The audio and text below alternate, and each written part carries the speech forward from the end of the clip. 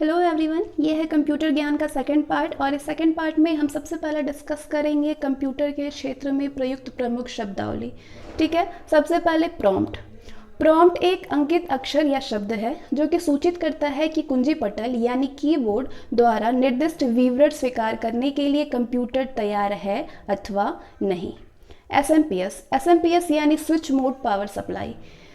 ये कंप्यूटर का ऐसा हार्डवेयर है जो कि पावर सप्लाई डिवाइस यानी युक्ति के रूप में कार्य करता है। इसका कार्य कंप्यूटर में लगे अन्य सभी डिवाइसेस को उनकी आवश्यकता अनुसार पावर सप्लाई देना है। पिनवेयर जो है ये हार्डवेयर में अंतर्निहित सॉफ्टवेयर के रूप में परिभाषित है, जैसे कि रोम जो बेसिक इनपुट आउटपुट सिस्टम यानी बायोस है। लिववेयर जो है ये कंप्यूटर पर काम करने वाले प्रयोक्ता को लिववेयर कहा जाता है। इसके बाद कंपाइलर क्या होता है? कंपाइलर वो प्रोग्राम है जो उच्च स्तरीय भाषा प्रोग्राम को मशीनी भाषा में चेंज करता है। कंपाइलर प्रोग्राम के प्रत्येक कथन या निर्देश का अनुवाद करके उसे एक या अधिक मशीनी भाषा के निर्देशों में बदल देता है। इंटरप्रेटर क्या है? इंटरप्रेटर भी किसी उच्च स्तरीय प्रोग्रामों को मशीनी भाषा में परिवर्तित करता है, लेकिन ये एक बार में प्रोग्राम के केवल एक कथन का एक या अधिक मशीनी भाषा के कथनों में अनुवाद करता है। असेंबलर क्या है? असेंबलर जो है एक ऐसा प्रोग्राम है जो असेंबली भाषा में लिखे गए किसी प्रोग्राम को पढ़ता है और उसका अनुवाद मशीनी भाषा में कर देता है। Single user. प्रारंभिक कंप्यूटरों पर एक बार में केवल एक उपयोगकर्ता का केवल एक कार्य या प्रोग्राम कराया जाता था। इस प्रकार के कंप्यूटरों को सिंगल यूज़र कहा जाता है। मल्टी प्रोसेसिंग क्या है?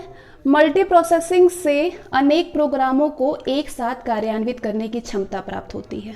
रियल टाइम प्रोसेसिंग ऐसे सिस्टमों को कहा जाता है जहां इनपुट डेटा को प्राप्त करते ही उसको तत्काल प्रोसेस कर दिया जाता है और शीघ्र ही उसका आउटपुट दे दिया जाता है।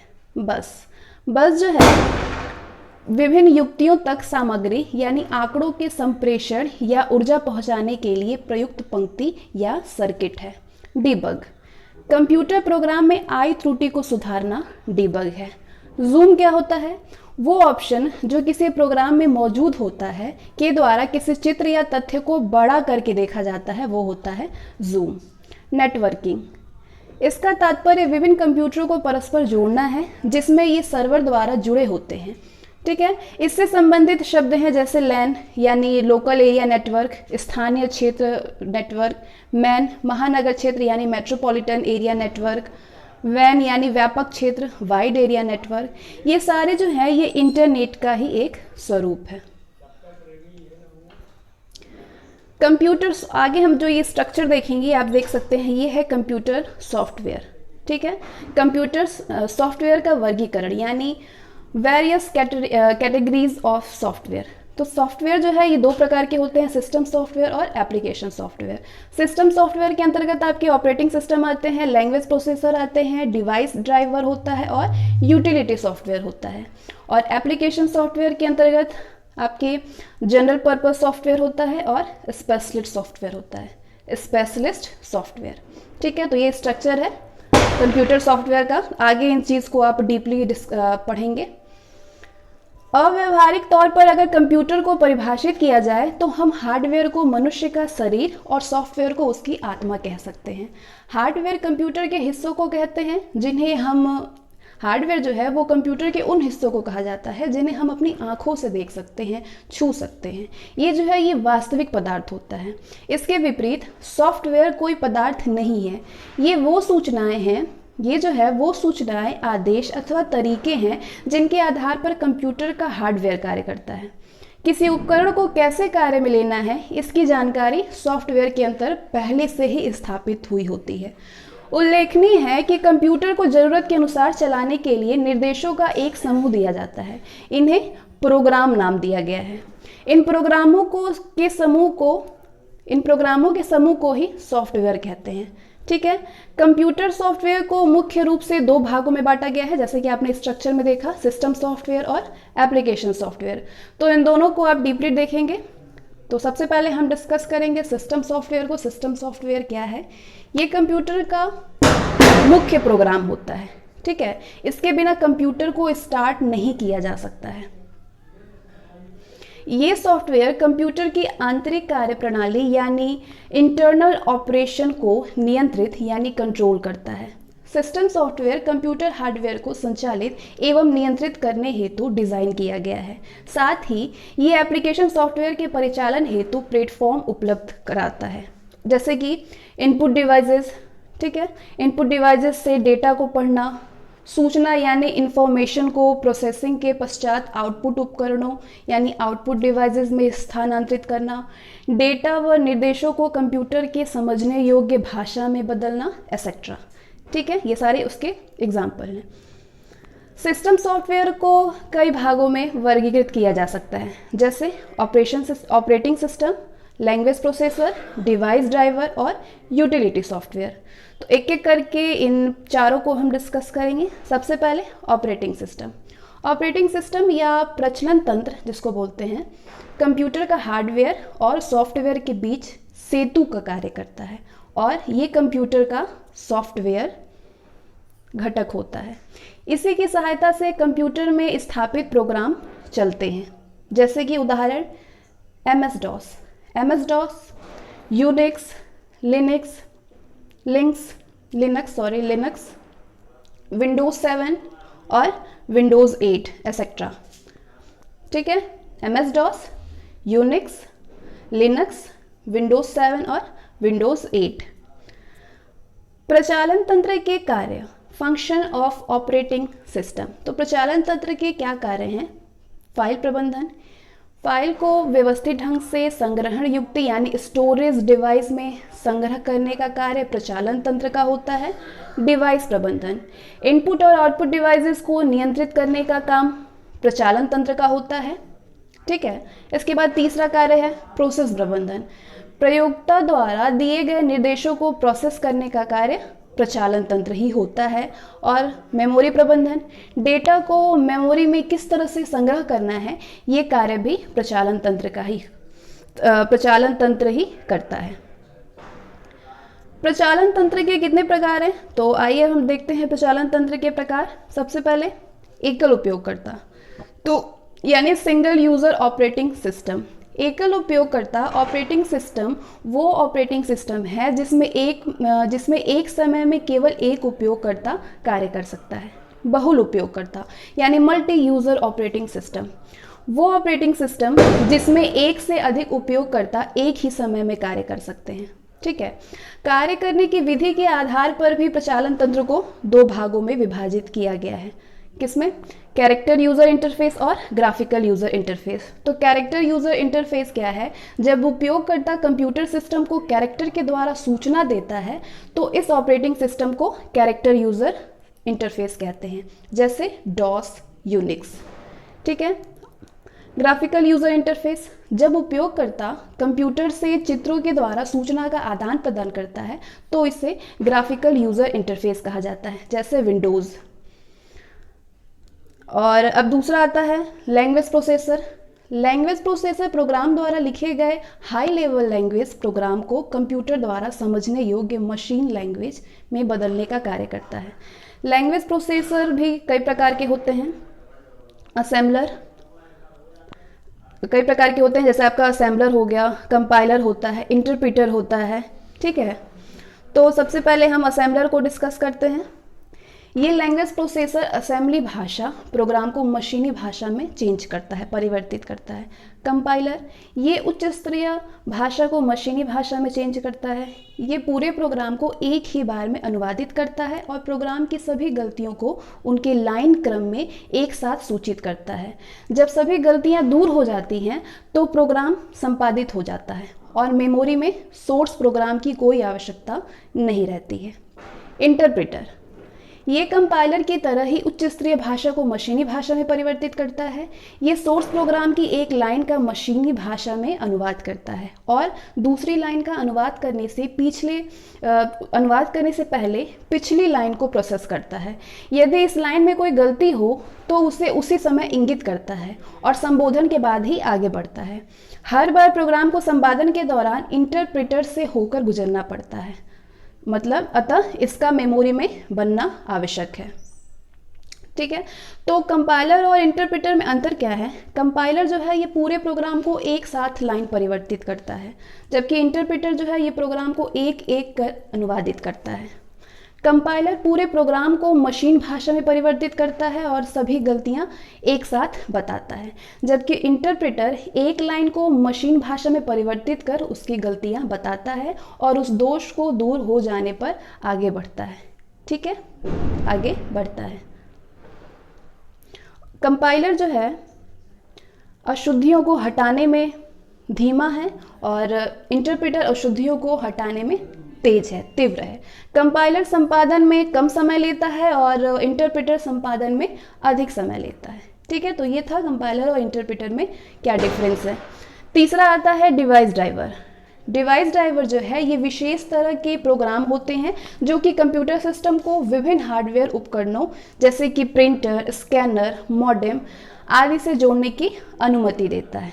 ठीक है, जब भी हम बाजार से एक नया हार्डवेयर खरीदते हैं तो उस हार्डवेयर के साथ एक इंस्टॉलेशन डिस्क, ठीक है, इंस्टॉलेशन डिस्क भी मिलती है, जिसके माध्यम से उस हार्डवेयर के ड्राइवर्स को हम अपने ऑपरेटिंग सिस्टम में इंस्टॉल कर पाते हैं। ठीक है, यूटिलिटी सॉफ्टवेयर। यूटिलिटी सॉफ्टवेयर वे सॉफ्टवेयर प्रोग्राम्स हैं जिनकी सहायता से कंप्यूटर का रख रखाव किया जाता है ताकि कंप्यूटर सिस्टम बिना किसी व्यवधान के सुचारू रूप से कार्य कर सके, जैसे कि disc cleanup, backup, antivirus software आदि। दूसरा है एप्लीकेशन सॉफ्टवेयर। तो वो सारे आपके सॉफ्टवेयर के अंतर्गत में पढ़ लिया। अब दूसरा एप्लीकेशन सॉफ्टवेयर। एप्लीकेशन सॉफ्टवेयर एक या अधिक प्रोग्राम का वो समूह है जिससे प्रोग्रामर्स द्वारा एक विशेष कार्य को करने के लिए डिज़ाइन किया जाता है। आवश्यकता अनुसार भिन्न भिन्न उपयोगों के लिए भिन्न भिन्न एप्लीकेशन सॉफ्टवेयर होते हैं, जैसे लिखने के लिए, आंकड़ों को रखने के लिए, गाना रिकॉर्ड करने के लिए, वेतन गणना, लेन देन का हिसाब आदि के लिए। उदाहरण word processing software, database software, graphic software. ठीक है, ये सारे इसके एग्जाम्पल है। एप्लीकेशन सॉफ्टवेयर को भी कई भागों में विभाजित किया जा सकता है, जैसे कि जनरल पर्पस सॉफ्टवेयर। ये वे सॉफ्टवेयर हैं जिन्हें विभिन्न प्रकार के कार्यों के लिए प्रयोग किया जा सकता है। ये केवल एक विशेष कार्य हेतु सीमित नहीं होते हैं। उदाहरण के लिए एक वर्ड प्रोसेसर को जनरल पर्पस सॉफ्टवेयर की श्रेणी में वर्गीकृत किया जा सकता है, क्योंकि प्रयोक्ता इन्हें एक लेख लिखने, रेस्टोरेंट का मेन्यू बनाने या एक पोस्टर बनाने जैसे विविध कार्यों हेतु प्रयोग कर सकता है। ठीक है, जनरल पर्पस सॉफ्टवेयर जो है जैसे कि फर्स्ट वर्ड प्रोसेसिंग सॉफ्टवेयर जैसे word star, Microsoft word, word perfect आदि। दूसरा इलेक्ट्रॉनिक स्प्रेडशीट, उदाहरण लोटस 123, एक्सेल, गूगल डॉक्स आदि, गूगल डॉक्स एसेट्रा। तीसरा डेटाबेस मैनेजमेंट सिस्टम, जैसे डेटाबेस मैनेजमेंट सिस्टम के अंतर्गत आपके फॉक्सप्रो और ऑरेकल आदि। चौथा डेस्कटॉप पब्लिशिंग सॉफ्टवेयर, उदाहरण adobe page maker, Corel Draw और इलस्ट्रेटर आदि। पांचवा ग्राफिक्स मल्टीमीडिया एवं प्रेजेंटेशन पैकेज, उदाहरण इसके उदाहरण हैं पावर पॉइंट, मैक्रोमीडिया और डायरेक्टर, गूगल डॉक्स एसेट्रा। दूसरा स्पेशलिस्ट सॉफ्टवेयर, जो कि आपके एप्लीकेशन सॉफ्टवेयर के अंतर्गत आते हैं। स्पेशलिस्ट सॉफ्टवेयर ऐसे सॉफ्टवेयर किसी विशिष्ट कार्य को करने हेतु डिज़ाइन किए जाते हैं। ठीक है, उदाहरण के लिए स्मार्टफोन में स्थापित यानी इंस्टॉल कैमरा एप्लीकेशन फोटोग्राफ खींचने के विशेष प्रयोजना हेतु डिज़ाइन किया जाता है। इसी प्रकार शतरंज खेलने का सॉफ्टवेयर केवल शतरंज खेलने के कार्य हेतु प्रयुक्त होता है। ठीक है, तो ये सारे आपके स्पेशलिस्ट सॉफ्टवेयर होते हैं। कंप्यूटर प्रोग्रामिंग भाषा, तो आगे हम डिस्कस कर रहे हैं कंप्यूटर प्रोग्रामिंग भाषा को। कंप्यूटर किसी कार्य को करने के लिए प्रोग्रामर द्वारा दिए गए निर्देशों का अनुसरण करता है। कंप्यूटर केवल एक भाषा समझता है जिसे मशीनी भाषा कहते हैं। कंप्यूटर केवल एक ही भाषा समझता है जिसको कि मशीनी भाषा कहते हैं। ये भाषा 1S एवं 0s, वंस एंड ज़ीरोस पर आधारित होती है, इसलिए इसे बाइनरी भाषा भी कहा जाता है। कंप्यूटर प्रोग्रामिंग भाषा को इस प्रकार से समझाया जा सकता है, जैसे ये स्ट्रक्चर आप देख सकते हैं, इससे आपको कंप्यूटर प्रोग्रामिंग लैंग्वेज समझ में आएगा। कंप्यूटर लैंग्वेज दो तरह का आपका हो गया, computer language, low level language और high level language. Low level language में आपके मशीन लैंग्वेज आ गए और असेंबली लैंग्वेज हो जाता है। तो आइए हम आगे पीढ़ी डिस्कस करते हैं कंप्यूटर के। कंप्यूटर भाषा की प्रथम पीढ़ी, जिसको मशीन भाषा कहते हैं, फर्स्ट जनरेशन लैंग्वेज, वो भाषा जो कंप्यूटर समझता है मशीन भाषा कहलाती है। इस भाषा का प्रयोग प्रथम पीढ़ी के कंप्यूटरों में किया जाता था। ये भाषा 1s और 0s पर आधारित होती है, अतः इसे बाइनरी भाषा यानी बाइनरी लैंग्वेज भी कहा जाता है। 1s और 0s के सेट का कंप्यूटर के लिए एक विशेष अर्थ होता है, जैसे 111011101। ठीक है। मशीनी भाषा में प्रोग्रामिंग करना कठिन होता है, इन्हीं कारणों से ये प्रयोक्ताओं के बीच लोकप्रिय नहीं है। इस भाषा में ट्रांसलेटर प्रोग्राम की आवश्यकता नहीं होती है। आगे कंप्यूटर भाषा की दूसरी पीढ़ी, जिसको कि असेंबली भाषा, कंप्यूटर भाषा की दूसरी पीढ़ी में आपका असेंबली भाषा यानी सेकेंड जनरेशन लैंग्वेज। मशीनी भाषा की 2GLS, ठीक है, असेंबली भाषा लैंग्वेज, सेकेंड जनरेशन लैंग्वेज। मशीनी भाषा की कमियों को दूर करने के लिए असेंबली भाषा को विकसित किया गया। इसमें बाइनरी भाषा यानी 1s और 0s के स्थान पर निमोनिक कोड का प्रयोग किया गया, जिनको समझने एवं याद रखना आसान था, जैसे कि जोड़ने के लिए ऐड, घटाने के लिए सब, डेटा को मेमोरी में लोड करने के लिए LD एक्सेट्रा। असेंबली भाषा के कोड्स को मशीन भाषा में बदलने के लिए असेंबलर का प्रयोग किया जाता है, जो एक सिस्टम सॉफ्टवेयर है। तो ये आप देख सकते हैं, ये स्ट्रक्चर असेंबली भाषा प्रोग्राम, असेंबलर, मशीनी भाषा प्रोग्राम। असेंबली भाषा में मशीन भाषा की अपेक्षा प्रोग्रामिंग करना सरल होता है और इसमें प्रोग्राम में सुधार करना भी सरल होता है। असेंबली लैंग्वेज का प्रयोग दूसरी पीढ़ी के कंप्यूटर में किया जाता था। अब जो हाई लेवल लैंग्वेज है वो कंप्यूटर की तीसरी पीढ़ी है, third generation language, 3GLS, high level language. Assembly भाषा की कमियों को दूर करने के लिए हाई लेवल लैंग्वेज को विकसित किया गया। इसे तीसरी पीढ़ी की भाषा भी कहते हैं। ये बोलचाल व लिखने में प्रयुक्त भाषा के काफ़ी करीब है। इस लैंग्वेज में कोड के स्थान पर अंग्रेजी भाषा में निर्देश दिए जाते हैं, जिससे प्रोग्राम को समझना और लिखना काफ़ी आसान हो जाता है। इस लैंग्वेज में प्रोग्रामिंग करने के लिए किसी विशेष कंप्यूटर की आवश्यकता नहीं होती है। किसी भी कंप्यूटर पर प्रोग्राम बनाया व चलाया जा सकता है। इसमें प्रोग्राम को मशीन भाषा में बदलने के लिए कंपाइलर और इंटरप्रेटर का प्रयोग किया जाता है। प्रत्येक भाषा के लिए अलग अलग कंपाइलर या इंटरप्रेटर का प्रयोग करना पड़ता है। हाई लेवल भाषा को प्रॉब्लम्स ओरिएंटल लैंग्वेज भी कहा जाता है। ठीक है। उसके बाद कंप्यूटर भाषा की चौथी पीढ़ी, फोर्थ जनरेशन लैंग्वेज। ये भाषा ऑब्जेक्ट ओरिएंटेड होती है। इनमें प्रोग्रामिंग करना सरल होता है। ये जो भाषा है यानी लैंग्वेज डिक्लेरेटिव होती है। ठीक है, अर्थात इसमें क्या करना है पर जोर दिया जाता है, ना कि कैसे करना है।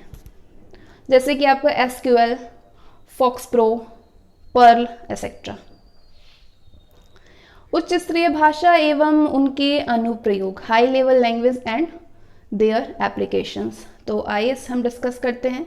उच्च स्तरीय भाषा के उदाहरण में आपका हो गया कोबोल, लोगो, बेसिक, एल्गोल, C++ और कोमल, प्रोलॉग, पास्कल, जावा, C#, RPG यानी रिपोर्ट प्रोग्राम जनरेटर, लिस्प और स्नोबॉल एक्सेट्रा। तो ये सारे आपका उच्च स्तरीय भाषा हैं। तो हम अब डिस्कस करेंगे इन भाषाओं को। सबसे पहले सी लैंग्वेज। सी लैंग्वेज जो है ये हाई लेवल लैंग्वेज है। सी लैंग्वेज जो है ये हाई लेवल लैंग्वेज है, जिसका उपयोग सामान्य कार्यों के लिए करते हैं। इस भाषा को 1970 में अमेरिका की कंपनी बेल टेलीफोन लैबोरेटरीज ने बनाया था। ये आंतरिक प्रोसेसर रजिस्टर का परिचालन करती है और इसलिए प्रोसेसर निम्न स्तर के मशीन निर्देशों को लिख सकता है। सी में असेंबली लैंग्वेज के गुण होते हैं। ये एक छोटी और संक्षिप्त भाषा है। सी भाषा का लाभ ये है कि इससे लिखे गए प्रोग्राम को एक मशीन से दूसरे में डालने के लिए बिना परेशानी के बदल सकते हैं। इस भाषा का प्रयोग ऑपरेटिंग सिस्टम और एप्लीकेशन प्रोग्राम जैसे जटिल प्रोग्राम को बनाने में होता है। अगला जो लैंग्वेज है वो है कोबोल। कोबोल यानी कॉमन बिजनेस ओरिएंटेड लैंग्वेज, ये इसका फुल फॉर्म है, संक्षिप्त रूप। इस लैंग्वेज को विशेष रूप से बिजनेस डेटा प्रोसेसिंग के लिए बनाया गया था। इसको 1960 में यूएस इंडस्ट्री या सरकारी कमेटी ने विकसित किया। कोबोल का प्रयोग बड़े व्यापार और व्यावसायिक अनुप्रयोग जैसे कि बही खाता, लेखा जोखा और वेतन फाइल इत्यादि में कार्य करने के लिए किया जाता है। ये साधारण और निर्धारित संख्यात्मक ऑपरेशन को भी हल कर सकती है। ये फोर्ट्रॉन की अपेक्षा अल्फा न्यूमेरिक कैरेक्टर के परिचालन के लिए ज़्यादा उपयुक्त है। इससे छद्म अंग्रेजी रूप में भी लिख सकते हैं जो कि बिजनेस में प्रायः उपयोग होती है। इसके अंग्रेजी की तरह के कथन को आसानी से समझा जा सकता है। इसकी कमी ये है कि ये कॉम्पैक्ट भाषा नहीं है, ये लिखने में भी आसान नहीं है और न ही इससे फोर्ट्रॉन की तरह जटिल अंकगणितीय यानी मैथमेटिकल गणनाएं कर सकते हैं। ठीक है, फोर्ट्रॉन नेक्स्ट जो है लैंग्वेज वो है फोर्ट्रॉन। फोर्ट्रॉन जो है इसका फुल फॉर्म होता है फॉर्मूला ट्रांसलेशन। फोर्ट्रॉन को 1957 में IBM कंपनी ने बनाया था। ये भाषा वैज्ञानिक और इंजीनियरिंग संगणना के लिए बहुत ही आसान है क्योंकि इसमें जटिल गणितीय ऑपरेशन को हल करने के कार्ड फंक्शन है। इसमें जो है जटिल गणितीय ऑपरेशन को हल करने के लिए कई फंक्शन हैं। ये सुसंबद्ध यानी कॉम्पैक्ट प्रोग्रामिंग भाषा है। ये वैज्ञानिक और इंजीनियरिंग प्रोग्राम की कई लाइब्रेरीज फाइलों की प्रोसेसिंग के लिए उपयुक्त नहीं है। इसके कई सारे वर्जन हैं। इसमें आपका फोर्ट्रॉन 4 काफ़ी प्रचलित है। पहले जो है फोर्ट्रॉन 4 जो है ये काफ़ी प्रचलित थी। 1977 में अमेरिकी नेशनल स्टैंडर्ड इंस्टीट्यूट ने एक मानक प्रकाशित किया जिसे कि फोर्ट्रॉन 77 कहते हैं, जिससे कि सभी निर्माता एक ही प्रकार की भाषा का प्रयोग करें। अगला जो लैंग्वेज है वो है C++। C++ को C का प्रयोग करके बनाया गया है।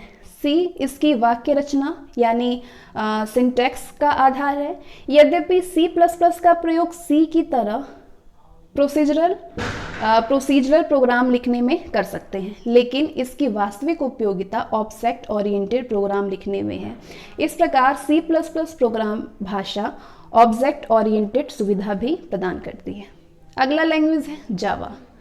जावा एक प्रोग्रामिंग भाषा है जो कि स्वतंत्र यानी प्लेटफॉर्म इंडिपेंडेंट है और इसे इंटरनेट पर प्रयोग हेतु बहुत सुरक्षित, पोर्टेबल, उच्च प्रदर्शन, मल्टी थ्रेडेड और गतिशील यानी डायनामिक भाषा के रूप में परिभाषित कर सकते हैं। C और C++ जैसी अन्य सामान्य उद्देश्यों वाली भाषा की तुलना में इसका API प्रयोग करने और सीखने में आसान है। जावा प्रोग्रामिंग भाषा की वाक्य संरचना C पर आधारित है। ऑब्जेक्ट ओरिएंटेड प्रोग्रामिंग की कई अवधारणाएं C++ की ही तरह है। जावा की सरलता का मुख्य कारण इसकी नेटवर्किंग विशेषता और ऑब्जेक्ट को एक उद्यम यानी इंटरप्राइज वातावरण में वितरित करना है। अगला लैंग्वेज है प्रोलॉग। ये भाषा उन प्रोग्रामों के लिए उपयुक्त है जिसे जटिल तार्किक यानी लॉजिक ऑपरेशन कहते हैं। प्रोलॉग का मुख्य प्रयोग कृत्रिम बौद्धिकता यानी आर्टिफिशियल इंटेलिजेंस में होती है। ये भाषा फ्रांस में विकसित हुई थी। जापानियों ने इसे अपनी 5वीं पीढ़ी के कंप्यूटर प्रोजेक्ट के लिए मानक भाषा चुना है। ये बड़े डेटाबेसों को रखने और नियम आधारित एक्सपर्ट सिस्टम एप्लीकेशन के लिए काफ़ी उपयुक्त है। प्रोलॉग का विस्तृत रूप है यानी इसका फुल फॉर्म होता है प्रोग्रामिंग इन लॉजिक। ये गणितीय तर्क पर आधारित होती है। प्रोलॉग तथ्यों और ऑब्जेक्ट की व्याख्या करता है। कथन जो कि सहज रूप से सही होते हैं तथ्य कहते हैं। कथन जो कि सहज रूप से सही होते हैं वो तथ्य कहलाते हैं, जबकि नियम गुणों और संबंधों की व्याख्या करते हैं जो कि दी गई परिस्थितियों के आधार पर सही होते हैं। ठीक है, अगला जो है वो है विजुअल बेसिक। बेसिक भाषा में ये विजुअल बेसिक विकसित हुई है। इसमें कई सी स्टेटमेंट्स, फंक्शन और कीवर्ड्स होते हैं जिनमें से कई विंडोज GUI से सीधे जुड़े होते हैं। इसमें कार्य इतना आसान होता है कि इसके कुछ ही वर्ड्स को सीखकर एक नया यूज़र भी उच्च उपयोगी एप्लीकेशन को आसानी से बना सकता है। इस भाषा में ये सुविधाएं होती हैं कि यूजर जटिल पैकेजों को थोड़े ही समय में बना सकता है, चाहे आप खुद के लिए कुछ बनाना चाहें अथवा किसी समूह के लिए, या एक बड़े इंटरप्राइज सिस्टम अथवा इंटरनेट के द्वारा पूरे विश्व को एप्लीकेशन वितरित करना हो। विजुअल बेसिक में आपकी ज़रूरत की सभी चीज़ें होती हैं। आगे हम डिस्कस करेंगे कंप्यूटर नेटवर्क। कंप्यूटर नेटवर्क आपस में जुड़े स्वतंत्र कंप्यूटरों का समूह है जो एक दूसरे से संचार स्थापित करने और सूचनाओं और संसाधनों को साझा करने में सक्षम होते हैं। किसी नेटवर्क में संचार को स्थापित करने के लिए 4 चीज़ों की आवश्यकता होती है: प्रेषक, माध्यम, प्राप्तकर्ता और भेजने और प्राप्त करने की कार्यविधि, यानी सेंडर, मीडियम, रिसीवर और प्रोटोकॉल। प्रेषक, इसके द्वारा प्राप्तकर्ता, ठीक है, जिसके द्वारा भेजी जा रही है, और ये जिसके द्वारा प्राप्त की जा रही है, रिसीवर। नेटवर्क के लाभ क्या हैं? बेनिफिट ऑफ नेटवर्क: विभिन्न कंप्यूटरों द्वारा आपस में सूचनाओं का आदान प्रदान, डेटा, सूचना और महंगे उपकरणों का साझा उपयोग, सूचना का तेज गति और शुद्धता के साथ आदान प्रदान, और कम खर्च में डेटा का आदान प्रदान। ये नेटवर्क के लाभ होते हैं। आगे हम डिस्कस कर रहे हैं प्रोटोकॉल को। किसी नेटवर्क में विभिन्न कंप्यूटरों को आपस में जोड़ने और सूचना के आदान प्रदान को सरल बनाने के लिए बनाए गए नियमों और प्रक्रियाओं का समूह प्रोटोकॉल कहलाता है। ठीक है, संचार की विधियां क्या हैं? Transmission modes. संचार 2 प्रकार से संपन्न होती है: सिंप्लेक्स विधि और डुप्लेक्स विधि। डुप्लेक्स मोड को भी 2 भागों में विभाजित किया जाता है: हाफ डुप्लेक्स और फुल डुप्लेक्स। तो सबसे पहले तो हम सिंप्लेक्स मोड को पहले डिस्कस करेंगे। सिंप्लेक्स मोड में डेटा व सूचनाओं का एक ही दिशा में संचारण होता है, जैसे कि रेडियो का प्रसारण। प्रेषक द्वारा ये सिंप्लेक्स विधि और ये प्राप्तकर्ता। ठीक है। हाफ डुप्लेक्स, इसमें सूचनाओं का संचारण दोनों दिशाओं में किया जाता है, लेकिन एक बार में एक ही दिशा में सूचनाएं भेजी जा सकती हैं, जैसे कि वॉकी टॉकी। ठीक है। प्रेषक या प्राप्तकर्ता। अर्ध डुप्लेक्स, प्राप्तकर्ता या प्रेषक। फुल डुप्लेक्स विधि में सूचना और डेटा को दोनों दिशाओं में एक साथ प्रेषित किया जा सकता है, जैसे कि मोबाइल फोन्स। प्रेषक द्वारा प्राप्तकर्ता और प्रेषक से प्राप्तकर्ता। ये पूर्ण डुप्लेक्स है। ठीक है। नेटवर्क के लिए आवश्यक उपकरण क्या है? नेटवर्क स्थापित करने के लिए कई उपकरण होते हैं, जैसे कि repeaters, hub, switch, routers, gateway. ठीक है। तो ये 5 होते हैं उपकरण: रिपीटर्स, हब, स्विच, राउटर्स और गेटवे। नेटवर्क के प्रकार। तो नेटवर्क के कितने प्रकार हैं? टाइप्स ऑफ नेटवर्क जो है वो कई प्रकार के होते हैं। सबसे पहले लोकल एरिया नेटवर्क यानी लैन। ये एक कंप्यूटर नेटवर्क है जो एक भौगोलिक परिधि में सीमित होता है, जैसे घर, ऑफिस, भवनों का छोटा समूह आदि का कंप्यूटर नेटवर्क। वर्तमान लेन इंटरनेट तकनीक पर आधारित होती है। इस नेटवर्क का आकार छोटा लेकिन डेटा संचरण की तीव्र गति होती है। ठीक है। वर्तमान लेन इंटरनेट की तकनीक पर ही आधारित होती है। तो ये जो आप देख सकते हैं ये डायग्राम है, लोकल एरिया नेटवर्क है ये। ठीक है। ऑफिस, लाइब्रेरी और server. Office, classroom, ICT room और जनरल क्लासरूम। ठीक है। ये सारे लोकल एरिया नेटवर्क है। दूसरा वाइड एरिया नेटवर्क यानी वैन। इस नेटवर्क में कंप्यूटर आपस में लिस्ड लाइन या स्विच्ड सर्किट के द्वारा जुड़े होते हैं। इस नेटवर्क की भौगोलिक परिधि बड़ी होती है, जैसे पूरे शहर, देश या महादेश में फैला नेटवर्क का जाल। इंटरनेट इसका एक अच्छा उदाहरण है। ठीक है, बैंकों द्वारा प्रदत्त एटीएम सुविधा वाइड एरिया नेटवर्क का उदाहरण है। एटीएम जो होता है ये वाइड एरिया नेटवर्क का उदाहरण है। तो ये जो है आप देख सकते हैं ये वाइड एरिया नेटवर्क है। ठीक है, पूरे क्षेत्र समूह।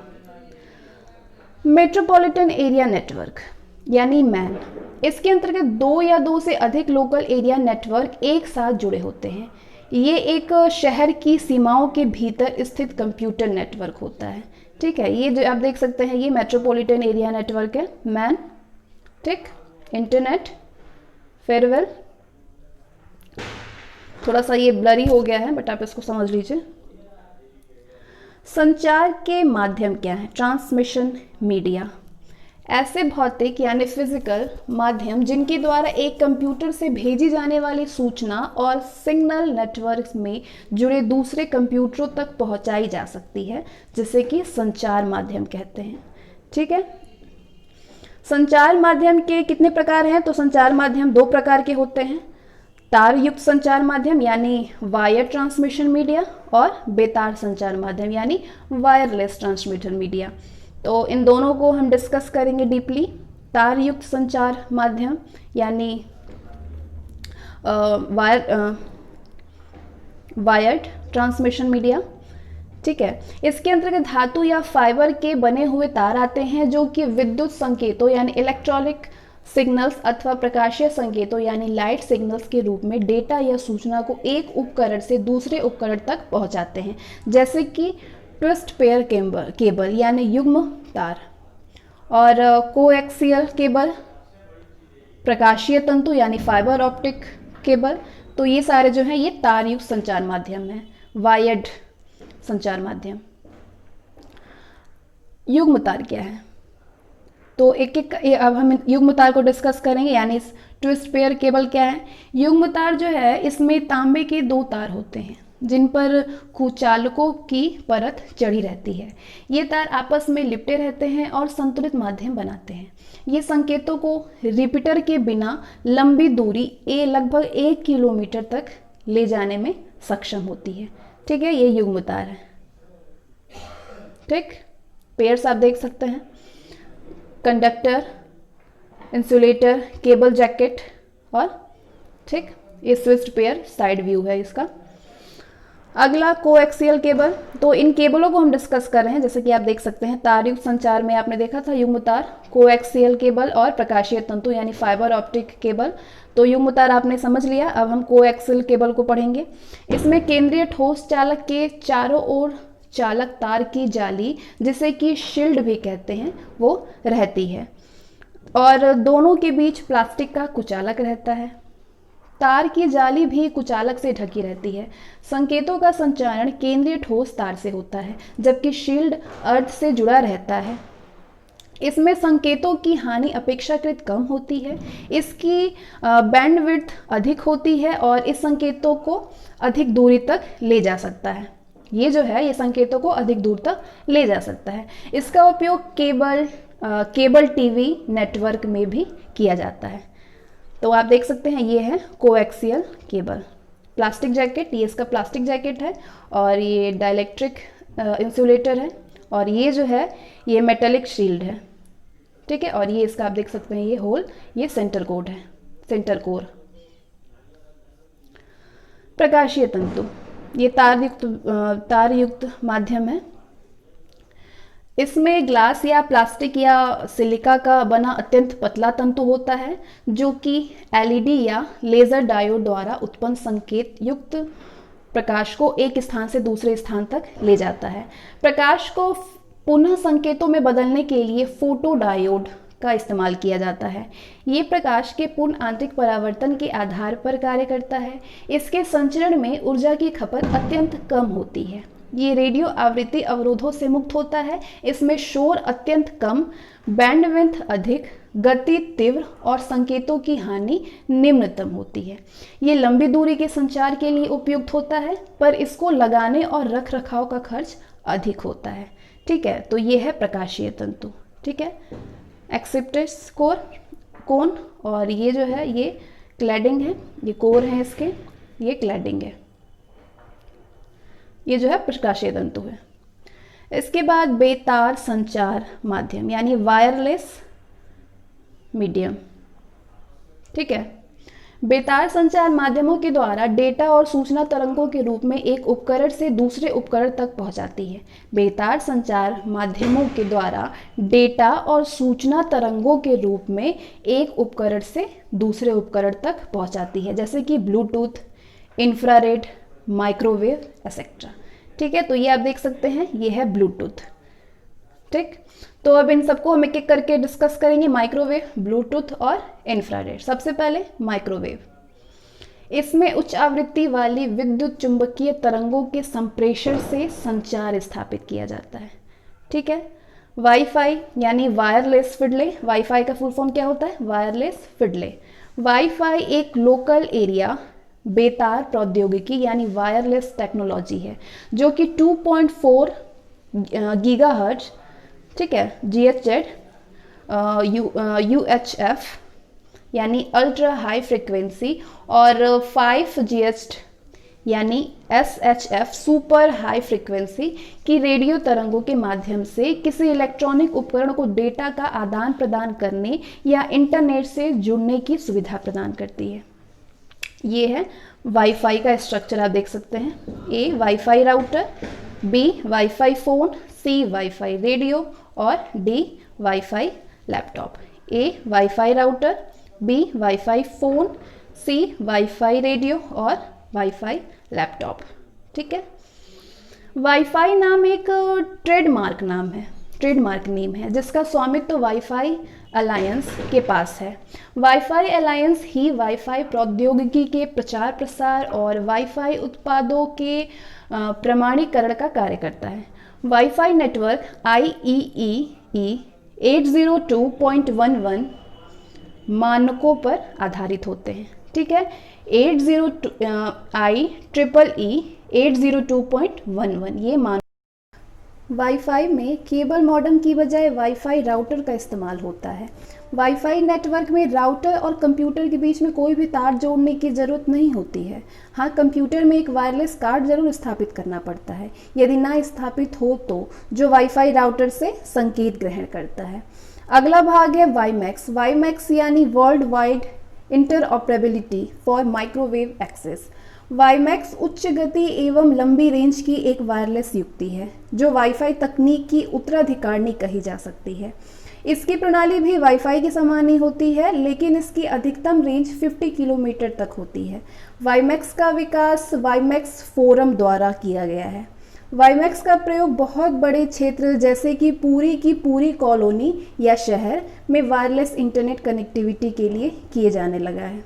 तो ये जो है वाईमैक्स देख सकते हैं आप, consumer broadband access, business access and backhaul, hotspot backhaul, और ये है पोर्टेबल ब्रॉडबैंड एक्सेस, ठीक है, वाईमैक्स। इसके बाद network service. Network service computer hardware और कंप्यूटर सॉफ्टवेयर से मिलकर बनती है और नेटवर्क में उपस्थित कंप्यूटर इस सेवा का लाभ उठाते हैं। नेटवर्क के कंप्यूटर सेवा लेती भी है और सेवा देती भी है। इस आधार पर नेटवर्क में उपस्थित कंप्यूटरों को दो भागों में बांटा गया है। पहला सेवा प्रदाता यानी सर्विस प्रोवाइडर और दूसरा सेवा प्रार्थी यानी सर्विस रिक्वेस्टर। तो सेवा प्रोवाइडर और सेवा प्रार्थी क्या है, तो आप देख लीजिए इसको। सेवा प्रदाता यानी सर्विस प्रोवाइडर जो है, सेवा प्रदाता वे कंप्यूटर होते हैं जो कि कंप्यूटर में उपस्थित कंप्यूटरों को अपनी विभिन्न सेवाएं प्रदान करते हैं। इसे सर्वर भी कहते हैं। सेवा प्रार्थी क्या है? सेवा प्रार्थी वे कंप्यूटर होते हैं जो नेटवर्क की उपस्थिति किसी और कंप्यूटर से विभिन्न प्रकार की सेवाएं लेते हैं। इसे क्लाइंट भी कहा जाता है। आगे देखेंगे हम नेटवर्क सेवा के प्रकार, types of network services. Network में कंप्यूटर के विभिन्न रिसोर्सेज जैसे कि hard disk, CD drive, printer etcetera को शेयर करने के लिए प्रमुख नेटवर्क सेवाएं हैं, जो कि इस प्रकार है। कौन कौन सी सेवाएं हैं? फाइल सर्विस है, print service, message service, database service, application service. ठीक है, तो ये 5 प्रकार की सेवाएं हैं। तो एक एक करके इन सारे सर्विसेज को हम डिस्कस करेंगे। सबसे पहले फाइल सर्विस। नेटवर्क में स्थित नेटवर्क में किसी फाइल को एक कंप्यूटर से दूसरे कंप्यूटर पर स्थानांतरित यानी ट्रांसफ़र, मूव या कॉपी करने के लिए फाइल सर्विस का प्रयोग किया जाता है। प्रिंट सर्विस क्या है? प्रिंट नेटवर्क में किसी एक कंप्यूटर पर लगे प्रिंटर को नेटवर्क के अन्य कंप्यूटरों के लिए उपलब्ध कराने हेतु प्रिंट सर्विस का प्रयोग किया जाता है। मैसेज सर्विस का क्या उपयोग है, क्या सेवा है? इसके द्वारा एक कंप्यूटर के मैसेज को दूसरे कंप्यूटर तक पहुंचाया जाता है, जैसे कि ईमेल, वॉइस मेल आदि। डेटाबेस सर्विस, ये सर्विस नेटवर्क में सर्वर आधारित डेटाबेस की सुविधा प्रदान करती है। एप्लीकेशन सर्विस, वो सर्विस जो नेटवर्क क्लाइंट के लिए सॉफ्टवेयर चलाती है, वो होता है एप्लीकेशन सर्विस। ठीक है, जैसे लैन गेमिंग, जिसमें एक गेम को कई प्रयोक्ता एक साथ खेलते हैं। आगे हम डिस्कस करेंगे नेटवर्क टोपोलॉजी। नेटवर्क टोपोलॉजी विभिन्न नोड्स या टर्मिनल को आपस में जोड़ने का तरीका है। ये विभिन्न नोड्स के बीच भौतिक संरचना को दर्शाता है। अब नेटवर्क टोपोलॉजी कितने प्रकार के होते हैं? नेटवर्क टोपोलॉजी जो है, इनके प्रमुख कई प्रकार के ये होते हैं। जैसे कि पहला मेश नेटवर्क। ये नेटवर्क उच्च ट्रैफिक की स्थिति में मार्ग यानी रूट्स को ध्यान में रखकर उपयोग किया जाता है। इसमें किसी भी नोड से कई मार्गों से संदेश भेजा जा सकता है। पूर्णतः इंटरकनेक्टेड मेश नेटवर्क खर्चीला है, क्योंकि इसमें ज़्यादा केबल और हर नोड में इंटेलिजेंस की आवश्यकता होती है। इस नेटवर्क में उच्च सुरक्षा अनुप्रयोग में डेटा प्रेषित किया जाता है। तो ये जो है, ये मेश है, जैसे कि आप देख सकते हैं ये। अगला प्रकार है स्टार नेटवर्क। इस नेटवर्क में एक केंद्रीय नोड होती है जो कि इंटेलिजेंस से युक्त होता है। बाकी नोड्स इससे जुड़े रहते हैं। इस केंद्रीय नोड को हब कहते हैं। इसमें विभिन्न नोड या टर्मिनल आपस में सीधा संपर्क ना करके हब द्वारा संपर्क स्थापित करते हैं। किसी एक केबल में कुछ कठिनाई आने पर एक ही नोड विफल होता है, लेकिन अगर हब में कोई कठिनाई आती हो तो सारा नेटवर्क जो है वो विफल हो जाता है। तो ये जो है, ये है स्टार टोपोलॉजी। होस्ट कंप्यूटर या केंद्रीय हब, ठीक है, इसके द्वारा ए नोड, बी नोड, सी नोड और ये डी नोड। अगला जो प्रकार है वो है रिंग नेटवर्क। इसमें सभी नोड एक दूसरे से रिंग या लूप से जुड़े होते हैं। प्रत्येक नोड अपने निकटतम नोड से डेटा प्राप्त करता है। अगर ये डेटा उसके लिए है तो वह उसका उपयोग करता है, अन्यथा उसे अगले नोड को भेज देता है। इस नेटवर्क में सभी नोड्स में समान रूप से इंटेलिजेंस होता है। डेटा का प्रवाह हमेशा एक ही दिशा में होता है, लेकिन किसी भी एक केबल या नोड में कठिनाई आने पर दूसरी दिशा से संचार संभव है। तो ये जो है, ये है रिंग टोपोलॉजी। ठीक है, नोड ए, बी, सी और डी, ये जो है रिंग टोपोलॉजी है। अगला प्रकार है बस नेटवर्क।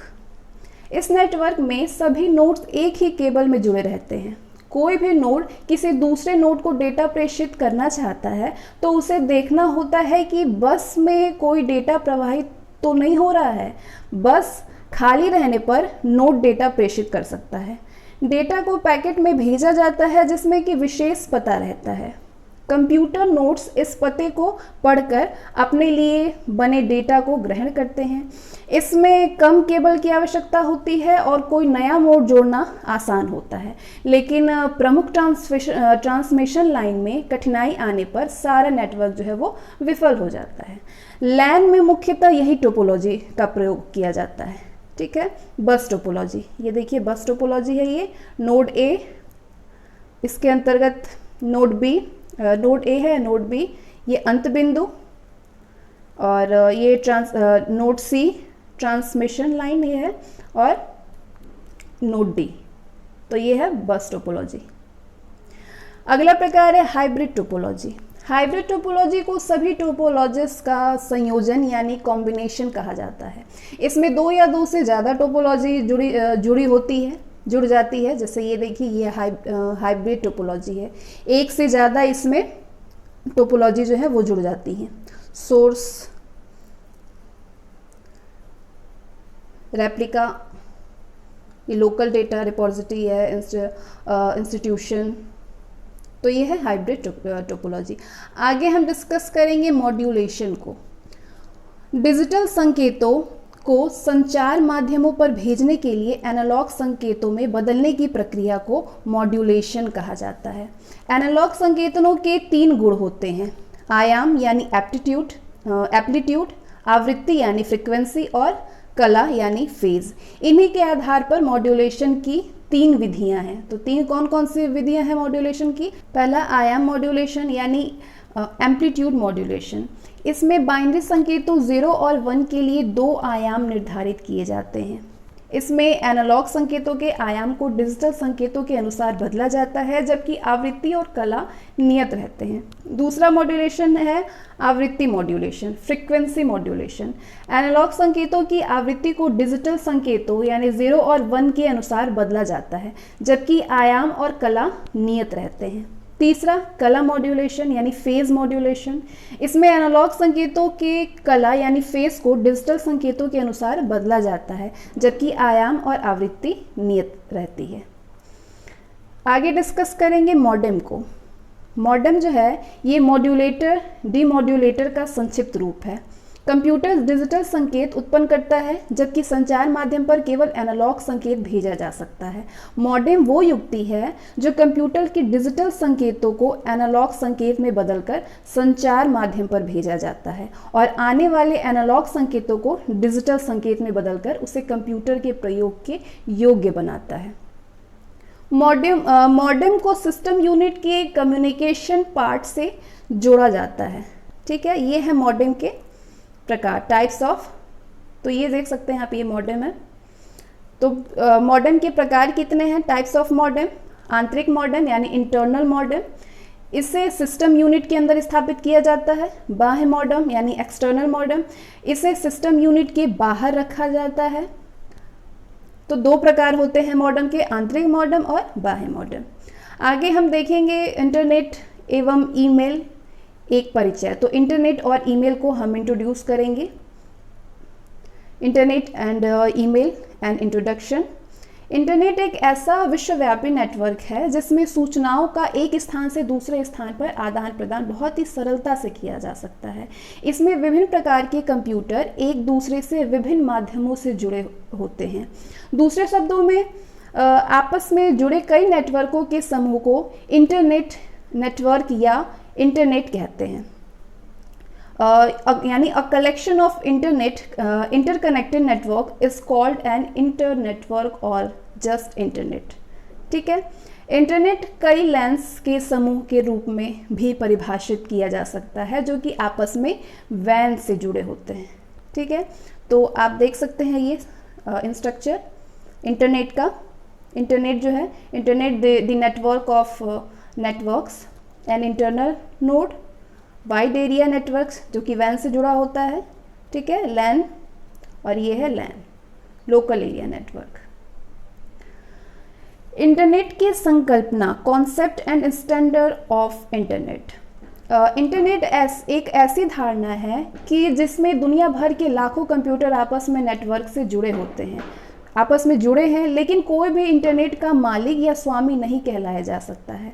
जिस तरह से रेल, हवाई जहाज या टेलीफोन कंपनियां कार्य करती हैं, एवं जिस प्रकार एक बड़ा निजी निगम या राज्य उसका नियंत्रण एवं मालिकाना हक रखता है, वैसा कुछ भी इंटरनेट में नहीं होता है।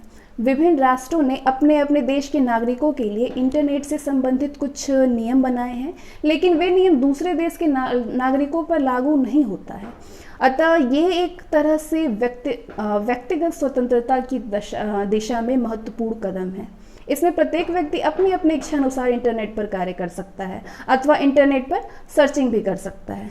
ठीक है, इंटरनेट का इतिहास क्या है? History of internet. इंटरनेट का आगमन अमेरिका में एक सैनिक प्रोजेक्ट के रूप में 1969 में हुआ। जब अमेरिकी सेना ने एक ऐसा नेटवर्क बनाने का फैसला किया जिसका नियंत्रण कई तरीके से किया जा सके, ताकि परमाणु युद्ध होने की दशा में अगर एक नेटवर्क नष्ट भी हो जाए तो दूसरे समानांतर नेटवर्क और एवं लिंक की सहायता से सेना अपनी प्रहारक क्षमता बनाए रखे। उसके बाद 1972 एवं इसके बाद अमेरिकी शोध विश्वविद्यालयों ने आपस में ईमेल जैसी सुविधाओं के लिए कुछ नेटवर्क बनाए। इस तरह के नेटवर्क की एक सबसे बड़ी समस्या ये भी थी कि अलग अलग शोध समूह अलग अलग ऑपरेटिंग सिस्टम का उपयोग करते थे, उनमें संचार करना मुश्किल हो रहा था। तब उसके बाद 1983 में उन्होंने एक मानक प्रोटोकॉल बनाया जिसे कि TCP या IP प्रोटोकॉल कहते हैं। इन सब के बावजूद एक ऐसी व्यवस्था की कमी अखर रही थी जो इन सूचनाओं को जोड़ सके। उसी समय CERN प्रयोगशाला जिनेवा में कुछ वैज्ञानिकों ने मिलकर एक इंटरनेट उपकरण बनाया जिसे विश्वव्यापी वेब WWW यानी वर्ल्ड वाइड वेब कहा जाता है। इस उपकरण में विभिन्न वैज्ञानिकों एवं कंप्यूटरों से प्राप्त टेक्स्ट सूचना को आपस में संबद्ध करने का मार्ग प्रशस्त किया। कंप्यूटर की आपसी असंगतता यानी इनकम्पैबिलिटी को दूर कर उनमें लिंक स्थापित करने के लिए हाइपरटेक्स्ट का जन्म हुआ। अब सूचना को श्रेणीबद्ध एवं पदानुक्रम करने की बजाय एक जालनुमा यानी वेब लाइक ढांचा दिया जा सकता था जिसमें सभी सूचनाएं एक दूसरे से जुड़ी थी। इन तकनीकी विकासों के परिणाम स्वरूप अब कुछ नए नाम लोगों को समझ में आने लगे थे, जैसे कि world wide web WWW, HTML यानी hyper text markup language, HTTP यानी हाइपर टेक्स्ट ट्रांसफर प्रोटोकॉल। ठीक है, इंटरनेट की कार्यप्रणाली क्या है? Working of internet.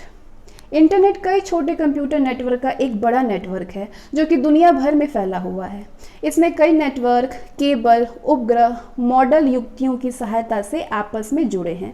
इंटरनेट पर कार्य करने वाले प्रत्येक कंप्यूटर की एक अलग पहचान है, यूनिक आइडेंटिटी होती है, जिससे उस कंप्यूटर को दूसरे कंप्यूटर के बीच में पहचाना जा सके। इंटरनेट भी वांछित कंप्यूटर है जिससे सूचना प्राप्त इंटरनेट पर भी वांछित कंप्यूटर जिससे सूचना प्राप्त करनी है या जिसे सूचना प्रेषित करनी होती है, कुछ इसी तरह ही पहुंचा जाता है। जब हम कोई संदेश इंटरनेट पर प्रेषित करना या प्राप्त करना चाहते हैं तो वो सूचना सर्वप्रथम कंप्यूटर के सबसे नज़दीकी सर्वर तक पहुंचती है। इस सर्वर के साथ उपलब्ध राउटर इसे इंटरनेट पते के आधार पर उसके नज़दीकी सर्वर को प्रेषित करता है। यहाँ पर उपलब्ध राउटर फिर से उसे और नज़दीकी सर्वर पर प्रेषित कर देता है। ये प्रक्रिया तब तक चलती रहती है जब तक कि सूचना वांछित कंप्यूटर तक नहीं पहुँच जाती है। सूचना का आदान प्रदान पैकेटों यानी कुछ बाइटों का समूह के रूप में होता है, अर्थात सूचना पैकेटों में विभक्त हो जाती है। फिर सर्वर टू सर्वर होते हुए वांछित स्थान पर पहुंच जाती है। यहाँ ये कतई आवश्यक नहीं है कि सभी पैकेट एक ही मार्ग से होते हुए वांछित स्थान पर पहुँचे। सूचना के ये पैकेट जो भी खाली मार्ग उपलब्ध होता है उसी का उपयोग करते हुए वांछित स्थान पर पहुँच जाते हैं। ISP क्या है? किसी कंप्यूटर को इंटरनेट से जोड़ने के लिए हमें ISP अर्थात इंटरनेट सेवा प्रदाता, इंटरनेट सर्विस प्रोवाइडर जिसका फुल फॉर्म होता है, इंटरनेट सेवा प्रदाता की सेवा लेनी पड़ती है। वर्तमान में कई प्राइवेट इंटरनेट सेवा प्रदायक भी कार्यरत हैं जो अपने उपभोक्ताओं को इंटरनेट सेवाएं प्रदान कराते हैं। तो ये जो आप देख सकते हैं ये है ISP, वेब ईमेल और वॉइप, सबको सेवा ये प्रदान करती है। आगे हम डिस्कस कर रहे हैं ISP से internet connection. ISP internet connection, internet सेवा प्रदाता यानी ISP विभिन्न तरह की गति वाले इंटरनेट कनेक्शन प्रदान करते हैं। जैसे यदि आप मुख्यतः ईमेल और सोशल नेटवर्किंग से संबंधित कार्य करते हैं तो कम गति का इंटरनेट कनेक्शन पर्याप्त होगा। इसी प्रकार यदि आप इंटरनेट, टीवी या रेडियो का प्रयोग करते हैं तो आपको अधिक गति के कनेक्शन की आवश्यकता होगी। इंटरनेट कनेक्शन 4 प्रकार के होते हैं। कौन कौन से कनेक्शन होते हैं? एक होता है लिज लाइन। लिज लाइन जो है इसकी विशेषता इस कनेक्शन के लिए एक समर्पित लाइन बिछाई जाती है। ये बहुत तेज गति प्रदान करता है, लेकिन ये खर्चीला है। ये उन संगठनों के लिए उपयुक्त है जिसके लिए अबाधित तेज गति के इंटरनेट कनेक्शन की आवश्यकता होती है। अगला है डायल अप। डायल अप जो है ये टेलीफोन लाइन की सहायता से इंटरनेट से जुड़ने की एक विधि है। डायल अप सेवा में प्रयोक्ता अपने कंप्यूटर पर एक मॉडेम लगाकर लोकल आईएसपी को डायल करता है। आईएसपी का सर्वर जब प्रयोगकर्ता को एक अस्थायी आईपी नंबर प्रदान कर देता है तो ये कंप्यूटर नेटवर्क से जुड़ जाता है। ठीक है, तो कुछ इस तरीके से मॉडेम डायल अप 011001011। अगला प्रकार है ब्रॉडबैंड। ब्रॉडबैंड से अब तेज गति से इंटरनेट चलने लगा है। इसमें एक अलग तरह का मॉडेम लगाना पड़ता है। ये डायल अप कनेक्शन से थोड़ा सा महंगा होता है, लेकिन लिज लाइन से काफ़ी सस्ता है और लगभग समान गति का है लिज लाइन के। अतः ये लिज लाइन के विकल्प के रूप में उभर कर अब आ रहा है ब्रॉडबैंड। तो इस तरीके से कुछ होता है ब्रॉडबैंड। ठीक है, अगला जो प्रकार है वो है सैटेलाइट कनेक्शन। सैटेलाइट कनेक्शन जो है संचार उपग्रहों के माध्यम से इंटरनेट तक पहुंच सैटेलाइट कनेक्शन की श्रेणी में आती है। वर्तमान समय में प्रयोक्ताओं को इस प्रकार की सेवा मुख्यतः भूस्थैतिक उपग्रहों यानी जियोस्टेशनरी सैटेलाइट्स के माध्यम से उपलब्ध कराई जा रही है। इंटरनेट का आकार कैसा है? Size of internet. इंटरनेट का कोई भी भौतिक आकार नहीं है, ये पूरे विश्व में फैला हुआ है। मात्र 4 कंप्यूटरों से आरंभ हुआ ये नेटवर्क आज कई मिलियन कंप्यूटरों तक पहुंच चुका है। शुरू में चूंकि ये सीमित क्षेत्र में फैला नेटवर्क था, लेकिन कंप्यूटरों की सही संख्या ज्ञात थी, लेकिन अब इससे जुड़े कंप्यूटरों की संख्या काफ़ी अधिक हो गई है और वे पूरे संसार में फैले हुए हैं। लगातार इंटरनेट से जुड़ने वाले कंप्यूटरों की संख्या बढ़ती जा रही है, अतः सही संख्या का अनुमान ही लगाया जा सकता है। यहाँ पे 2 और बातें ध्यान रखने योग्य हैं। क्या? किसी भी समय विशेष पर इंटरनेट से जुड़े प्रत्येक कंप्यूटरों को लगभग 1% ही वास्तव में इंटरनेट का उपयोग कर रहा होता है, और दूसरा, एक अन्य अनुमान के अनुसार इंटरनेट से जुड़े प्रत्येक कंप्यूटर में औसत 10 उपयोगकर्ता इंटरनेट सुविधा का उपयोग करते हैं। इस तरह से इंटरनेट उपयोगकर्ताओं की संख्या 10 × 10 मिलियन लगभग 100 मिलियन है। ठीक है, कोई भी कंप्यूटर उपयोगकर्ता यदि इंटरनेट से जुड़ना चाहता है तो उसे इंटरनेट सर्विस प्रोवाइडर कंपनी से इंटरनेट कनेक्शन प्राप्त करना होता है। इंटरनेट कनेक्शन से पूर्व ये तय कर लेना व्यावहारिक होता है कि हमें इंटरनेट का उपयोग किस उद्देश्य की पूर्ति हेतु करना है। इंटरनेट को किसी कार्य में प्रयुक्त करना है, ये व्यक्ति से व्यक्ति बदलता रहता है। आगे हम देखेंगे इंटरनेट के तत्व, एलिमेंट्स ऑफ इंटरनेट। अध्याय के प्रारंभ में स्पष्ट किया गया है कि इंटरनेट विश्व भर के नेटवर्कों का नेटवर्क है और इस वाइड एरिया नेटवर्क यानी वैन में अनेक नोड और लोकल एरिया नेटवर्क यानी लैन होते हैं। इंटरनेट को एक नेटवर्क मानकर इसके कई तत्व परिभाषित किए जा सकते हैं, जैसे कि पहला तत्व है क्लाइंट कंप्यूटर। जब कोई कंप्यूटर टेलीफोन लाइन या केबल के माध्यम से इंटरनेट से कनेक्ट होता है तो इस अवस्था में ये कंप्यूटर क्लाइंट कंप्यूटर कहलाता है। क्लाइंट कंप्यूटर नेटवर्क के माध्यम से सर्वर कंप्यूटर से इंटरनेट पर उपलब्ध सेवाएं प्राप्त करता है। अगला एलिमेंट है सर्वर कंप्यूटर। ये इंटरनेट पर 24 घंटे कार्यशील रहने वाले शक्तिशाली कंप्यूटर होते हैं। क्लाइंट कंप्यूटर टेलीफोन लाइन या केबल के माध्यम से इंटरनेट से कनेक्ट होकर सर्वर से विभिन्न प्रकार के डेटा और सूचनाएं वेबसाइट या अन्य किसी साधन को प्राप्त करता है, और सर्वर एक ही समय में अनेक क्लाइंट कंप्यूटरों द्वारा मांगी गई सूचनाओं और वेबसाइटों को एक साथ प्रदान करने में सक्षम होता है। तो ये इस तरीके से होता है server computer, client server, request response. अगला एलिमेंट है नोड। इंटरनेट पर स्थित किसी क्लाइंट, सर्वर या नेटवर्क को नोड कहते हैं। आगे हम डिस्कस कर रहे हैं प्रोटोकॉल को। प्रत्येक नेटवर्क में डेटा को भेजने व प्राप्त करने की क्रिया को नियंत्रित करने के लिए नियम होते हैं। इन नियमों को प्रोटोकॉल कहा जाता है। अतः प्रोटोकॉल नियमों का एक सेट है जिसका नेटवर्क में जुड़े हुए कंप्यूटर अनुसरण करते हैं। इंटरनेट में प्रयोग किए जाने वाले 2 प्रोटोकॉल होते हैं।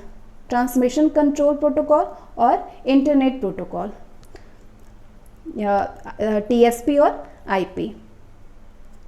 इसके अतिरिक्त अन्य प्रोटोकॉल कौन कौन से हैं? HTTP यानी hyper text transfer protocol, FTP यानी file transfer protocol, telnet, SMTP यानी सिंपल मेल ट्रांसफर प्रोटोकॉल। तो ये अन्य प्रोटोकॉल हैं। TSP यानी IP प्रोटोकॉल क्या है? TSP या IP प्रोटोकॉल एक ऐसा समूह है जो नेटवर्क में उपस्थित संसाधनों यानी रिसोर्सों को साझा यानी शेयर करने के लिए कंप्यूटरों में सामंजस्य स्थापित करता है। अनेक नेटवर्कों के सामंजस्य की समस्या को दूर करने के लिए 1974 में केफ और काहन ने TSP IP मॉडल और प्रोटोकॉल का आविष्कार किया है। TSP IP विशेष रूप से इंटरनेट नेटवर्कों का अच्छे संवाद यानी कम्युनिकेशन के लिए विकसित किया गया था।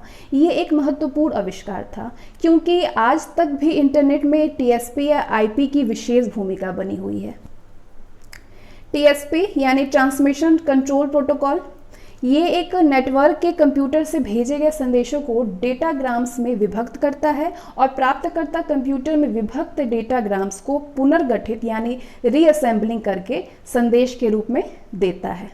IP क्या है? Internet protocol. ये TSP से प्राप्त संदेशों के डेटाग्राम्स को प्राप्त करता है और डेटाग्राम्स में उपस्थित प्राप्तकर्ता यानी रिसीवर कंप्यूटर के पते का नेटवर्क में पता लगाता है और प्रेषित कर देता है। इंटरनेट पर इस प्रकार के कंप्यूटर पते को IP एड्रेस कहा जाता है। इंटरनेट के उपयोग क्या हैं? Uses of internet. इंटरनेट के कई सारे प्रमुख सेवाएं उपलब्ध होती हैं, जैसे कि इलेक्ट्रॉनिक्स मेल या ईमेल। इंटरनेट पर जब प्रयोक्ता एक कंप्यूटर से दूरस्थ स्थिर दूसरे कंप्यूटर को पत्र भेजता है तो इसे ईमेल कहते हैं। ये सुविधा इंटरनेट पर सर्वाधिक प्रयुक्त की जाती है। इस सेवा का प्रारंभ 1970 में माना जाता है। इंटरनेट पर जीमेल जैसी निःशुल्क ईमेल सुविधाएं भी उपलब्ध है। दूसरा, फाइल ट्रांसफ़र। एक कंप्यूटर में उपस्थित फाइल को किसी दूसरे शहर में स्थित कंप्यूटर में इंटरनेट के माध्यम से कॉपी कर सकते हैं। इस क्रिया को फाइल ट्रांसफ़र कहा जाता है।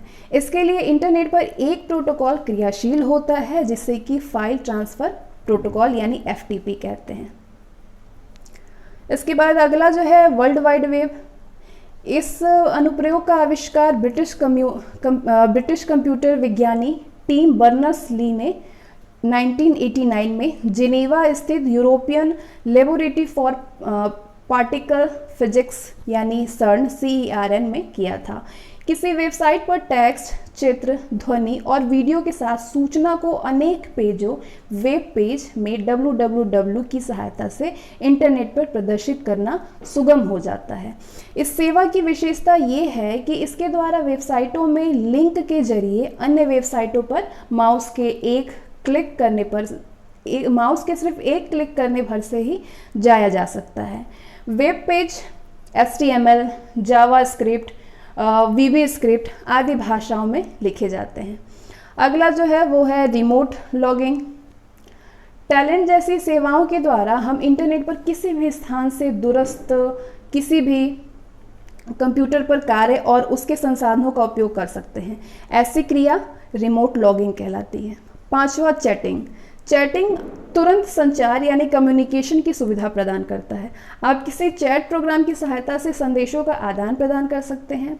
ये टेलीफोन पर बात करने जैसा नहीं होता है। चैटिंग में कई व्यक्ति आपस में संदेशों का आदान प्रदान करते हैं। चैटिंग करने के लिए कई प्रोग्राम विभिन्न साइटों पर उपलब्ध हैं जिनको आप इंटरनेट से डाउनलोड कर सकते हैं। इसमें सभी भाग लेने वाले व्यक्तियों के संदेशों को तुरंत प्रेषित किया जाता है एवं उनके बीच में कोई भी समय अंतराल नहीं होता है, जबकि ईमेल एसिंक्रोनस ट्रांसमिशन होता है। ईमेल जो है ये एसिंक्रोनस ट्रांसमिशन होता है जिसमें कि सूचना को विभिन्न समय अंतरालों के बीच प्रेषित किया जाता है। चैटिंग दो तरह की होती है, टेक्स्ट चैटिंग और वॉइस चैटिंग। टेक्स्ट चैटिंग क्या है? टेक्स्ट चैटिंग में सूचनाओं का आदान प्रदान टेक्स्ट या शब्दों के रूप में होता है। टेक्स्ट चैट में चैटिंग करने वाले व्यक्ति की स्क्रीन पर संदेश टेक्स्ट के रूप में दिखाई देता है और वो कीबोर्ड की सहायता से संदेश को लिख करके प्रेषित करता है। और वॉइस चैटिंग जो है वॉइस चैटिंग में संदेश सुनाई देते हैं और आप संदेशों को बोल करके प्रसारित करते हैं। अगला भाग है वीडियो स्ट्रीमिंग। इसके द्वारा इंटरनेट पर तुरंत वीडियो या फिर रेडियो सुन सकते हैं। डाउनलोडिंग, इंटरनेट के माध्यम से विभिन्न सॉफ्टवेयर्स और गेम्स डाउनलोड किए जा सकते हैं। ऑनलाइन शॉपिंग, इंटरनेट के माध्यम से घर बैठे वस्तुओं को खरीदा और बेचा जा सकता है। आगे हम देखेंगे प्रमुख इंटरनेट शब्दावलियाँ। वेबसाइट, वेबसाइट जो है एक वेबसाइट संबंधित वेब पेजों का एक समूह होता है। कोई वेबसाइट किसी वेब सर्वर द्वारा होस्ट की जाती है जिस पर किसी नेटवर्क जैसे इंटरनेट या निजी लोकल एरिया नेटवर्क की सहायता से पहुंचा जा सकता है। किसी वेबसाइट को देखने के लिए एक इंटरनेट पते की आवश्यकता होती है जिसे कि URL यानी यूनिफॉर्म रिसोर्सेज लोकेटर कहते हैं। वेबसाइटों के कुछ उदाहरण हैं जैसे कि आप देख सकते हैं http www.gcp.com, http www.rediffmail.com, http www.msn.com, http www.address.in, http www.yahoo.com। इसी प्रकार से ये जो है वेबसाइटों के एग्जाम्पल हैं। वेब ब्राउज़र क्या है? वेब ब्राउज़र एक ऐसा क्लाइंट प्रोग्राम है जिसमें www पर उपलब्ध सभी प्रकार की वेबसाइट और वेब पेज खोले जा सकते हैं। इसका प्रयोग इंटरनेट पर उपलब्ध सारी सुविधाओं और स्रोतों को वर्ल्ड वाइड वेब के माध्यम से एक्सेस करने में किया जाता है। वेब ब्राउज़र एक world wide web application program है जिसका उपयोग हाइपरटेक्स्ट डॉक्यूमेंट और वेब पर उपलब्ध अन्य HTML प्रलेखों को लिंक के माध्यम से प्राप्त कराने में किया जाता है। इस प्रकार हम कह सकते हैं कि वेब ब्राउज़र एक ऐसा प्रोग्राम है जिसके माध्यम से इंटरनेट सर्फिंग करते हैं। वर्ल्ड वाइड वेब की विशेषता ये है कि वो किसी भी वेब ब्राउज़र पर खुल जा सकता है, इसलिए हम अपने कंप्यूटर में कोई सा भी वेब ब्राउज़र प्रयोग कर सकते हैं। कुछ प्रचलित वेब ब्राउज़र हैं जैसे कि internet explorer, Mozilla Firefox, opera, Google Chrome आदि। ये जो देख सकते हैं आप ये वेब ब्राउज़र है इंटरनेट क्रोम। वेब पेज में टेक्स्ट, पिक्चर, वीडियो, ऑडियो और एनिमेशन के रूप में सूचनाओं का भंडार होता है। होम पेज, किसी भी वेबसाइट का प्रथम पेज जो है वो होम पेज कहलाता है। तो ये आप देख सकते हैं जिस तरीके से ये है, ये होम पेज है गूगल का। सर्च इंजन क्या है? सर्च इंजन किसी एक साधन का नाम नहीं है बल्कि उन साधनों का समूह है जो कि वांछित सामग्री को इंटरनेट पर खोज सकते हैं और उस सामग्री को होस्ट कंप्यूटर से प्राप्त भी कर सकते हैं। सर्च इंजन में एक जगह पर हमें वे सूचनाएं देनी होती है जिसे हम इंटरनेट पे खोजना चाहते हैं। सर्च इंजन पर वांछित सामग्री का कोई भी भाग या शब्द टाइप कर उसे खोज करने का आदेश दिया जाता है। आदेश मिलते ही वो सर्च इंजन समस्त इंटरनेट होस्ट कंप्यूटरों पर उस सामग्री को खोजेगा जिसमें टाइप किया गया भाग या शब्द उपस्थित हो। तत्पश्चात वो स्क्रीन पर उन समस्त जानकारियों की सूची प्रदर्शित करता है। माउस की सहायता से वांछित सामग्री पर पहुंचकर वहां पे क्लिक कर पूरी सामग्री प्राप्त की जा सकती है।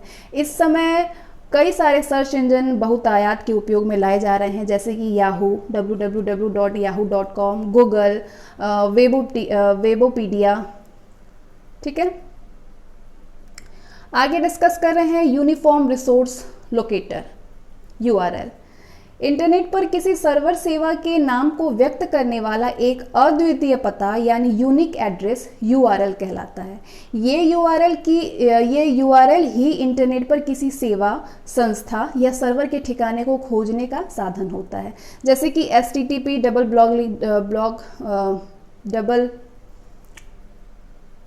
www.yahoo.com, सॉरी याद नहीं आ रहा है, एक ये URL है। ठीक है, http www.yahoo.com, ये क्या है? ये एक URL है। इस प्रकार से आप देख सकते हैं स्क्रीनशॉट जो है ये URL का, इस प्रकार से ये होता है। ईमेल क्या है? ईमेल जो है वर्तमान में संदेशों के आदान प्रदान की तीव्रतम साधन है। इसकी सहायता से दुनिया के किसी भी कोने में बैठे हुए अपने मित्र या सहपाठी अथवा व्यापारिक सौदों के लिए कंपनी या व्यापारी को हम संदेश भेज सकते हैं जो उसे कुछ ही क्षणों में मिल जाता है। इतनी तुरंत सेवा ने सूचना जगत में एक क्रांति सी ला दी है। ईमेल संदेश बहुत कम समय में टाइप करके भेजा जा सकता है और इसके पाने वाले को वहाँ पे उपस्थित रहना भी जरूरी नहीं है, जो कि टेलीफोन से संदेश देने के लिए आवश्यक है। ये संदेश गंतव्य कंप्यूटर नेटवर्क के सर्वर पर जाकर सुरक्षित हो जाता है। जब निर्धारित व्यक्ति अपने कंप्यूटर पर लॉगिन करता है तो उसे ये सूचना मिल जाती है कि उसके लिए कोई संदेश है। वो व्यक्ति अपनी सुविधा अनुसार उस संदेश को पढ़ सकता है। ईमेल सुविधा का प्रयोग करने के लिए सबसे पहले किसी भी मेल सर्वर में एक अकाउंट बनाना होता है। कुछ प्रमुख मेल सर्वर हैं जैसे कि www.gmail.com, yahoo.com, rediffmail.com आदि।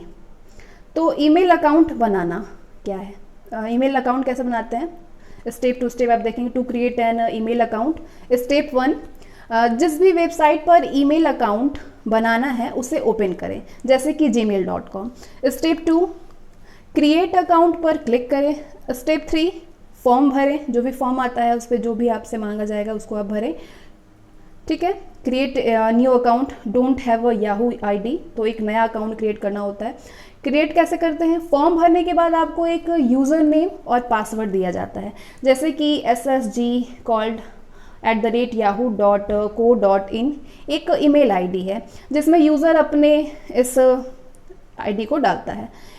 एक चीज़ का ध्यान रखिए, किन्हीं भी दो व्यक्तियों की ईमेल आईडी एक सी नहीं हो सकती है, ठीक है। ईमेल का प्रयोग करना, टू यूज़ ईमेल। स्टेप 1, जिस वेबसाइट पर आपने अपना ईमेल अकाउंट बनाया है उसे ओपन करें। उसके बाद स्टेप 2, अपना यूज़र नेम व पासवर्ड टाइप करें, कुछ इस प्रकार से यूज़र नेम और पासवर्ड टाइप करिए। स्टेप 3, साइन इन बटन पर क्लिक करें। अपने सामने निम्न आप इस तरीके से पेज प्रदर्शित होगा, जो भी आप जिस चीज़ के लिए आपका जो अकाउंट है वो सारी चीज़ें यहाँ पे क्रिएट दिख जाएगा। साइन इन व लॉग इन पेज, यदि आप इस पेज पर किसी मेल को खोलना चाहते हैं तो उसे इनबॉक्स सूची में उपलब्ध ईमेल के लिंक पर क्लिक करें, ठीक है। तो ये आप देख सकते हैं, ये हॉट मेल है, फोल्डर्स इस प्रकार से होता है, ये इनबॉक्स मेल होता है। ईमेल विंडो के मुख्य अवयव यानी main components of email Windows. सबसे इसके बाद हम ईमेल विंडो के मुख्य अवयव को डिस्कस कर रहे हैं। इनबॉक्स, ये आपके मेल बॉक्स में आए हुए संदेशों को दर्शाता है। कंपोज मेल, मैसेज को लिखने के लिए। अगला फॉरवर्ड, अपने पास आए हुए मैसेज को किसी और को भेजने के लिए फॉरवर्ड का प्रयोग किया जाता है, ठीक है। तो ये कुछ दिखाई नहीं दे रहा है बट इस तरीके से होता है, ठीक है, फॉरवर्ड किया जाता है। सेंड मेल, वो आपके द्वारा भेजे गए मैसेज को दर्शाता है। रिप्लाई, किसी व्यक्ति के द्वारा भेजे गए मैसेज के प्रत्युत्तर में जो मैसेज भेजते हैं वो होता है रिप्लाई। मैसेज कंपोज करना, टू कंपोज अ मैसेज, कैसे करते हैं, स्टेप टू स्टेप आप देखेंगे। स्टेप 1 में कंपोज पर क्लिक करें। स्टेप 2, टू बॉक्स में उस व्यक्ति का ईमेल एड्रेस टाइप करें।